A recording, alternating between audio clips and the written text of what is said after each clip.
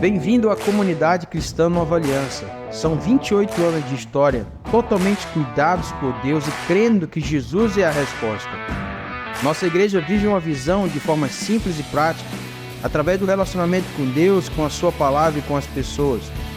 Inscreva-se em nosso canal e compartilhe nosso conteúdo. Nosso desejo é abençoar a todos através da pregação do Evangelho.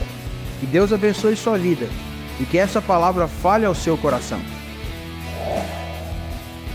Eu quero compartilhar aqui uma palavra com os irmãos. Abra sua Bíblia no livro de Provérbios. E eu queria trazer aqui uma palavra que Deus ministrou no meu coração. Está lá no capítulo 18 de Provérbios. É apenas um versículo, onde esse versículo sempre é falado, a maioria das vezes, em casamento. Ele é usado em casamento.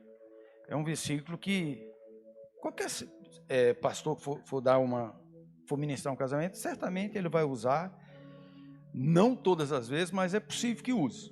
É o versículo 22 do capítulo 18.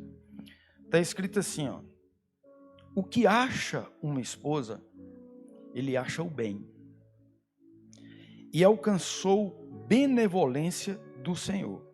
Então, aquele que acha uma esposa, acha o bem, e alcançou a benevolência do Senhor. Esse versículo aqui, ele é literalmente voltado para o homem. Aqui você não pode conjecturar, não, ele está falando também a mulher que acha um marido. Deus não foi colocar a mulher porque dá para a gente entender que é assim, não. Essa palavra é para o homem. A palavra benevolência, ela significa bondade suprema. Então Deus, ele teve uma bondade suprema. Nós alcançamos de Deus quando nós achamos uma mulher. Por quê? Primeiro, porque é princípio de Deus. O que a Bíblia diz em Gênesis? Não é bom que o homem ande só. Far-lhe-ei uma auxiliadora, por fazer uma companheira. Né? Então é princípio, e tudo aquilo que é princípio é inalterado, e a gente tem que andar em cima dos princípios. E esse princípio de Deus aqui que ele está falando, é literalmente apontando para a vida do homem. Nós temos aqui alguns solteiros, o Ian, o Rogério, 2 solteiros que estão aqui, né? O Israel e o Luiz. Mas é interessante eles entenderem que é de Deus quando eles encontrarem a futura esposa deles. E nós que já temos nossas esposas, inclusive os filhos e netos, nós temos que abrir o nosso entendimento e louvar a Deus todos os dias por termos encontrado uma esposa. E o Stanley também, né? Por termos encontrado uma mulher. É verdade. O Valmir, como é? Valmir. Então, essa palavra, quando esse sábio Salomão trouxe ao meu coração, foi, meu Deus, quer dizer que nós fomos agraciados por Deus, porque quem encontra uma esposa alcançou benevolência de Deus, ou seja, ele alcançou uma bondade de Deus fora da bondade normal e natural que Deus já tem. Entendeu? Por isso que a palavra é benevolência. É como também aquela palavra que quando às vezes você diz assim, ó, bem-aventurado. Qual é a originalidade da palavra bem-aventurado? Não é só ser bem-aventurado. A palavra bem-aventurado é ser feliz. Mas não é só ser feliz, é ser muito feliz. Amém, irmãos? Então, quando se fala benevolência, é além da bondade. Então Deus, ele olhou em nós. E quando nós encontramos uma esposa, que as coisas estão caminhando, casamos, temos a nossa esposa, nós encontramos uma graça de Deus. Irmãos, no mundo é provado, não é Brasil, tem mais mulher do que homem, tá certo? É isso mesmo, as estatísticas, não é isso, Ismael? Tem mais mulher do que homem. Então, a concorrência é apertada, porque se tem poucos homens e tem mais mulher. Então, quando você encontra uma, foi Deus que preparou. E por isso nós temos que, como marido, como pai, nós temos que zelar por essa benevolência que Deus nos deu. Assim como você faz sua oração, Senhor, obrigado pela saúde, obrigado por esse dia, obrigado pelo meu carro, obrigado pela alimentação, por não ter faltado nada, não esqueça de dizer obrigado porque eu tenho uma esposa. Não esqueça de fazer essa oração, irmão. Não existe coisa mais triste do que andar sozinho. Porque foge do princípio, como nós falamos, e não é bom. Você vai ter que lavar roupa, você vai, né? Até enquanto tiver com o pai, tudo bem, mas depois que passa os 18, 20 anos, que vai ter que seguir sua vida. Passarinho criou asa, tem que voar. Não vai ficar a vida inteira dentro de casa, né? Então, quando a gente encontra uma esposa, meus irmãos, zelem, porque isso é benevolência do Senhor. Na verdade, quando nós casamos, irmãos, automaticamente, quando se casa, presta atenção nisso, Deus, Ele libera as nossas promessas. Por isso que o tema da palavra que eu quero ministrar é que no casamento tem promessas. No casamento tem promessas de Deus. A palavra é, no casamento tem promessas. E as promessas de Deus, a Bíblia fala que são mais de 8.000 que está escrito aqui na Bíblia. Ela tem as promessas específicas. Tem as promessas, por exemplo, que você nunca vai passar necessidade. Já fui moço, agora sou velho, e nunca vi um dos meus a mendigar o pão, nem a minha descendência. Isso é uma promessa de quem? De Deus. Eu posso todas as coisas naquele que me fortalece. É uma outra promessa, que você pode tudo o que você quer. Outra promessa, Lucas 1,37. Para Deus não existe nada impossível, está escrito lá. Então Deus libera uma palavra que as coisas difíceis, que parece que aos meus olhos são impossíveis, para Deus não é. O Senhor é meu pastor e de nada terei falta. Outra promessa que o Senhor deixou para o ser humano. Que se eu for sempre o teu pastor, nada vai te faltar. Então existe mais de 8.000 promessas de Deus. Que diremos, pois, essas coisas? Se Deus é por nós, quem será contra nós? Promessas de Deus. Promessas do Senhor. Mas existem umas promessas específicas quando você encontra uma mulher. É destravado no mundo espiritual algumas promessas. E são promessas espirituais que elas não são voltadas, irmãos, só para a terra. Vai muito além de uma promessa. Deus me deu uma promessa que jamais faltaria e eu vou prosperar. Tá, tudo bem, mas as promessas para o casamento, ela é diferente. Ela é voltada mais para o mundo espiritual. Vamos dar um exemplo. Eu tenho falado durante o ano, nos momentos das ministrações que eu prego aqui, quando chega o meu momento, na minha agenda, que eu estou ministrando no domingo, eu sempre falo uma palavra acerca que quando Deus criou todas as coisas, vamos abrir, Gênesis, por favor, abra aí sua Bíblia em Gênesis no capítulo 1. Que quando Deus ele fez o homem, que ele fez o homem à sua imagem e semelhança, ele fez com um propósito. Ele fez com um propósito, porque quando ele criou toda a biodiversidade, quando ele criou as plantas, eu falo isso sempre nas minhas ministrações, ele fala para as plantas, para a fruta, e diz, você vai multiplicar essa semente conforme a sua semente. Se você é manga, você vai reproduzir manga, e não tem outro jeito. Agora a Bíblia diz que Deus queria, quando ele fez o homem, após todo o processo, ele falou, crescei e multiplicai. Ali não está escrito, como ele disse para as plantas, para os animais, para as plantas, que seja multiplicado conforme a sua espécie, conforme a sua semente. Mas ele disse, crescei e povoai a terra. E como Deus havia feito o homem à imagem e semelhança, tudo aquilo que sair de mim, novamente eu estou trazendo Deus através de um filho. Eu estou reproduzindo a semente. Porque criou Deus, o homem, a sua imagem e semelhança. Olha o versículo 26. Está colocando aqui? Não sei, tá? Olha o 26, como é que diz, ó. Também disse Deus, façamos o homem a nossa imagem e semelhança. Então, nós somos Deus, parecido. Por isso nós temos que ter cuidado, qual é a responsabilidade? Conforme a nossa imagem. Tenha ele domínio sobre os peixes do mar, sobre as aves do céu, sobre os animais domésticos, sobre toda a terra, sobre todos os répteis que existam pela terra, que rastejam. O 27. Criou Deus, pois, o homem, a sua imagem, a imagem de Deus o criou, homem e mulher os criou. Então ele queria que agora reproduzisse, passasse para frente aquilo que ele queria, como ele fez das frutas. No capítulo 1, também de Gênesis, no versículo 11, Márcio, olha o que está escrito aqui, ó, capítulo 1, versículo 11. E disse Deus, produz a terra, olha os frutos que eu estou falando, relva que dê semente, que a manga dê semente da mangueira, que dê semente, e árvore frutífera, que dê fruto, segundo a sua espécie. Quem é manga da manga? Cuja semente esteja nele, sobre a terra, e assim se fez. Da mesma forma, Deus não fala para o homem, que ele não fala em semente do homem, mas ele diz, crescei e multiplicai. Ou seja, eu faço você, a minha imagem e semelhança, você vai gerar novos, entre aspas, Deus na terra. Por isso nós temos que ter a responsabilidade como marido, como homem, de educar os nossos filhos e levar ele ao destino daquilo que a Bíblia está falando. Por isso que o salmista escreve no Salmo 124, versículo 4, que nossos filhos são como as flechas na mão de um arqueiro, que ele mira e lança no futuro. Os nossos filhos vai ser aquilo que nós lançamos. Então isso é o quê? Isso é uma promessa que Deus, Ele destrava quando encontra uma mulher, para que nós dêamos continuidade à imagem dele na terra. Quem está entendendo, diga amém. Isso é privilégio para homem. Deus não tem prazer na esterilidade, irmão. Deus não tem. Uma vez, pouco tempo aí, alguém me perguntou assim, pastor, não é pecado um casal que não tem filho fazer... Hã? Não é vasectomia. Isso aí é pecado. Porque nunca teve um filho e para. Agora, você já teve 2, 3, 4 filhos. Normal. Tu falou aí agora. Inseminação artificial. In vitro. Não nasceu, não teve problema. Isso é pecado? Será que Deus não queria que a minha esposa engravidasse?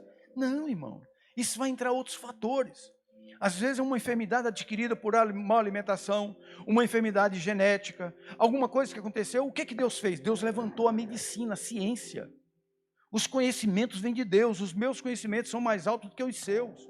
O Senhor formou homens de Deus. O patrono da profissão da medicina é Lucas Evangelista. Se você for ver a entrega de canudo aí no final dos médicos, eles têm um culto oferecendo a Lucas, a São Lucas. Da forma deles, se uma faculdade cristã tem um entendimento, e mostra que Lucas, um grande médico evangelista, teve momento que ele usou o bisturi para fazer cirurgia, mas teve momento que ele colocou a mão e disse em nome de Jesus ser curado. Então a ciência é de Deus, não é nada feito pelo homem. Eu admiro quando uma pessoa diz assim, eu fui curado de tal doença, porque o médico passou o remédio certo. Foi Deus. Pastor Alvo sempre explica para nós isso aqui. Então, se a pessoa não tem filho e procurou os métodos de conhecimento, o conhecimento vem de Deus. E tem que fazer mesmo, porque ele tem uma promessa, e às vezes o diabo travou. Por que a gente que prega para casais, a gente fala que casamento não é uma união de sexo, marido e mulher apenas, que é também? Por que não é só isso? Porque casamento é uma união de propósito. O Júlio e a Lu tinham que casar para vir os filhos dele gêmeo. E está vindo mais outro gêmeo. A cara dele. Você entendeu? Então, é um propósito de Deus que tem para os filhos, irmão. A fase dele passou. Quando você casa, aquilo ali para trás da tua vida acabou. Agora você tem o foco e o alvo para lá. Rafael tem que olhar para a B, tem que cuidar da Bar, e aí vai. Você entendeu? O Ismael da Ruth, Itamar de fulano. Você tem que olhar para frente. Acabou o nosso tempo, irmão. A maior dificuldade de relacionamento é que quando o cara casa, às vezes casa um pouco novo, ele quer levar a vida de solteiro, e não tem mais jeito, você tem que olhar para cá. Casamento é uma união de propósito. Deus tem um propósito no seu filho, no meu filho, e dos que ainda virão. Quantos casamentos, irmãos, trouxe para o mundo um excelente médico? Quantos casamentos trouxe para o mundo excelente administrador, excelente piloto de avião, excelente atleta, homens formados, trabalhadores de exemplo, que conduziam empresas? Porque Deus tinha um propósito. Eu sempre falo e não me canso, Deus me deu um propósito, qual foi? Hoje, o primeiro eu já sei, ser um pastor. Falta 2, eu não sei ainda o que Deus quer fazer com eles 2. Mas eles estão seguindo a vida. Mas a união de um casal é propósito, quando Deus destrava, é dar continuidade à espécie humana. A semente plena, que é a imagem e semelhança de Deus. Cada filho que nós produzimos, estamos reproduzindo a imagem do Senhor. Por isso, a necessidade de nós criar as crianças no caminho que devem andar. Salomão escreveu ali em Provérbios 22:6. Ensina a criança. Lá não está dizendo ensina o jovem, ensina o adulto. Não, lá é claro. Ensina a criança no caminho que deve andar. Para que quando ele crescer, ele não venha se afastar ou se desviar. De quê? Do propósito. De trazer Deus para a terra na vida dele. Então, a primeira promessa que Deus libera é que nós íamos ser usados para isso. Para trazer a presença dele através dos nossos filhos. A segunda promessa que Deus era gerar uma imagem paternal de Deus através de nós para os nossos filhos.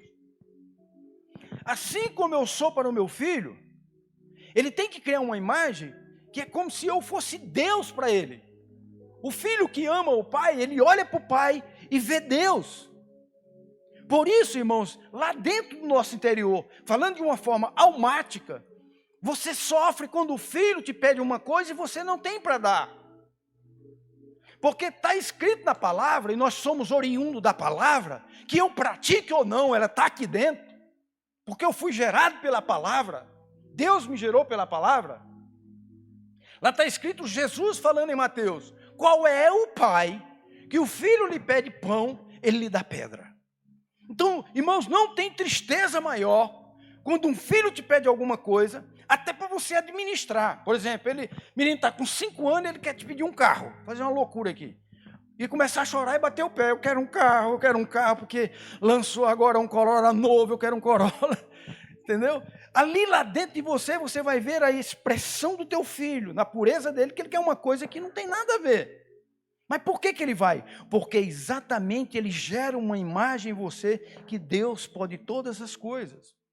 E quando você ensina a criança que em Deus ele vai conquistar todas as coisas, ele começa a olhar para você como Deus. Por isso que na escola você é o super-homem, é o pai mais bonito, é o pai perfeito, não tem erro nele, tudo que ele fala é o certo.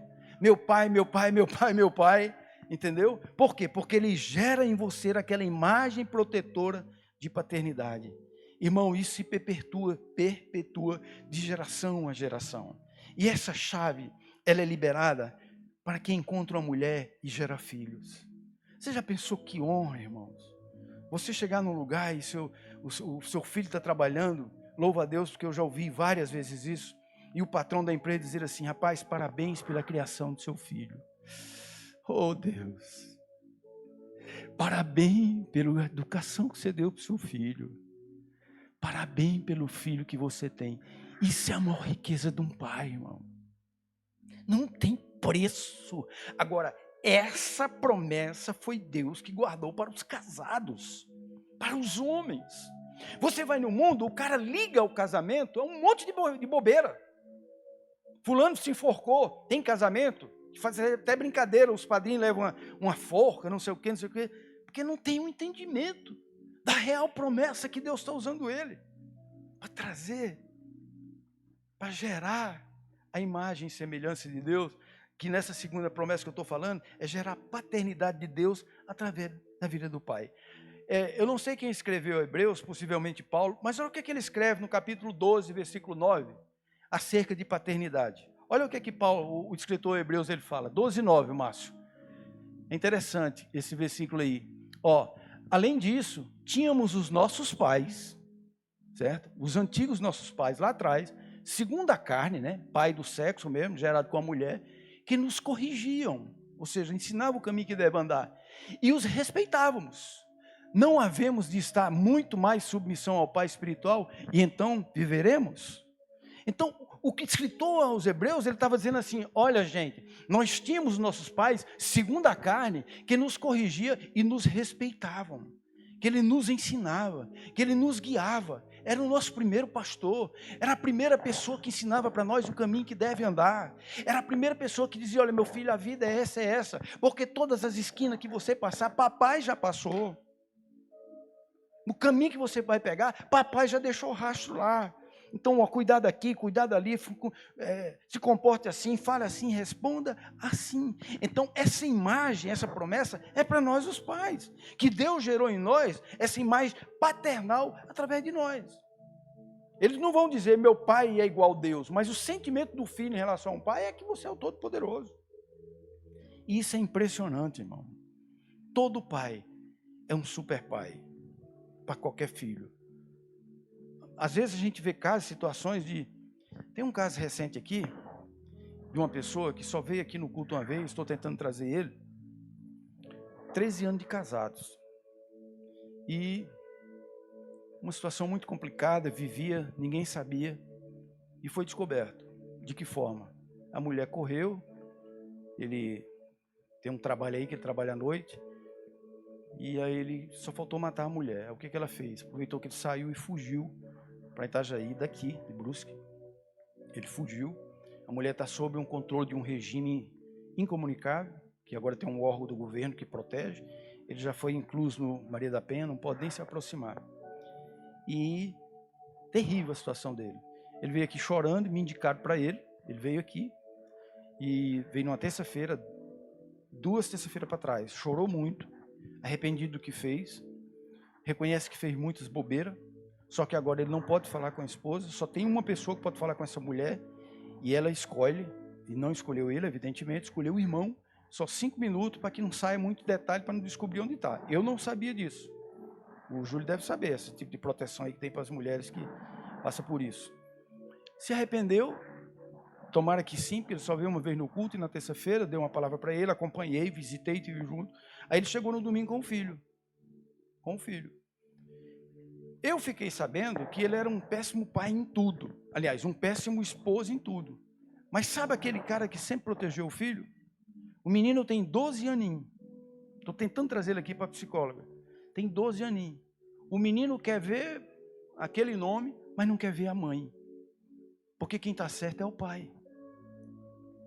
O filho não vê a imagem de Deus na mãe. O filho não vê a Toda-Poderosa, vê no pai. Ele pode ser o pior bandido, irmãos. Tudo bem que nesse caso aqui o cara gerou e trouxe uma situação para que ele fosse jogado contra a esposa por causa da situação. Mas até os 12 anos atrás, ele não jogou, estava convivendo junto, a mãe vendo. Então não tem pai ruim para filho. Quando é destravada essa promessa, Deus ele gera uma imagem paternal de Deus no pai. Por isso nós como homens, se nós entendemos que nós achamos uma graça, uma benevolência de termos uma esposa, nós temos que olhar bem lá na frente, que o que Deus tem é muito maior do que eu posso imaginar acerca de uma paternidade. Que coisa linda, irmãos. Isso é uma genética espiritual, ninguém muda. Não é questão social, ideológica, que o mundo está criando. Não, é Bíblia. É Bíblia. Então, a necessidade, irmão, que nós temos de levar o melhor para os nossos filhos, como pai, é uma coisa magnífica, é uma promessa destravada, que nós não sabíamos, só vai saber quem é pai. Irmãos, só quem sabe o amor de um pai para um filho, de um filho para o pai, é quem tem. É quem tem. E nós temos que cultivar isso aí. Entender que Deus olhou para nós e liberou essa promessa.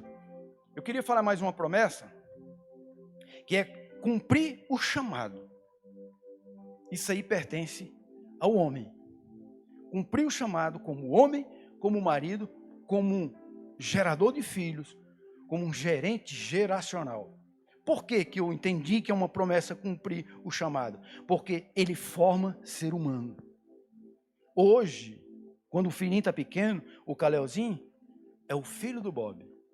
Hoje ele é o filho, vai ser sempre filho, claro. Mas mais na frente vai ser o doutor Calel. Receba aí em nome de Jesus. Vai ser o doutor Calel. Doutor Henrique. Então nós vamos formar a imagem dos nossos filhos. Isso é uma promessa que Deus libera. É cumprir um chamado de quê? De formar seres humanos.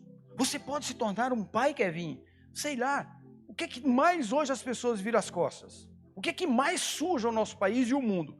A politicagem. Por quê? Políticos desonestos. Mas você pode gerar, quem sabe, um político honesto. Por que não? José foi um governador. José foi um governador de nome que até hoje nós espelhamos nele. O que esse homem fez? Administrou um país falido. E mudou a história egípcia na época. No mundo antigo, o mundo contemporâneo, Deus usou ele como um governador, gente. Então, uma das promessas que Deus libera é que nós, como homem, nós vamos cumprir o chamado quando achamos uma mulher. Olha que coisa linda. As minhas filhas, os meus filhos, têm algo de especial lá na frente. E nós, quando somos pais, nós não podemos olhar o presente, é sempre o futuro. Eu conheço alguns pais, eu acho lindo, que quando o filho dele nasce, a primeira coisa que ele faz é abrir uma poupança. Talvez aqui entre vocês possa existir, eu nunca falei nesse lado de intimidade, mas ele abre já uma poupancinha para o filho. O que está dentro dele? Ele está olhando 20 anos na frente. Ele não está olhando hoje aquele bebezinho do rostinho vermelho lá, aqui, igual o joelho, todo enrugado. Ele não está olhando ali, ele está olhando uma promessa. Não, daqui a 20 anos, meu filho está de maior, vai ter acesso ao dinheirinho dele, eu vou formar ele até lá, eu vou ensinar para ele a administrar dinheiro, eu vou ensinar para ele que é o futuro dele, ele vai pegar esse dinheiro e vai mudar a história dele. Que coisa linda, irmão. Então, isso é formar ser humano. E por último, irmãos, e não menos importante de todas elas, é o resumo de tudo isso que eu falei. É através do homem que você vai trazer Deus para a terra. Se nós lemos Gênesis 1, 26, 27, que Deus diz, vamos construir o homem, a nossa imagem e semelhança, como é que você traz Deus? É gerando outro homem, a imagem e semelhança de Deus. Oh, dê glória a Deus, irmão. Isso é privilégio.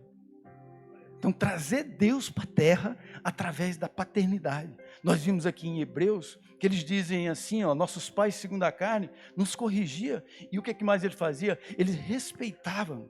Ele tinha visão futurística para nós. Aí, irmãos, olha que coisa linda. Ele libera essa promessa.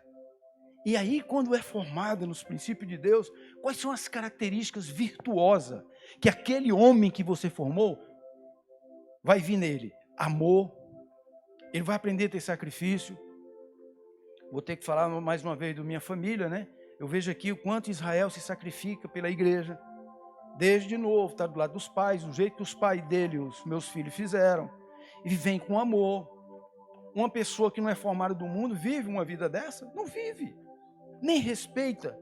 Não tem fidelidade. Então, ó, amor, sacrifício, fidelidade, cuidado com as coisas de Deus, a renúncia, o zelo, o nível de amizade, aprenda a perdoar, aprenda a respeitar. Agora, olha que coisa linda, esses mesmos valores que a gente passa aos nossos filhos, Deus tem para a sua igreja aqui na terra.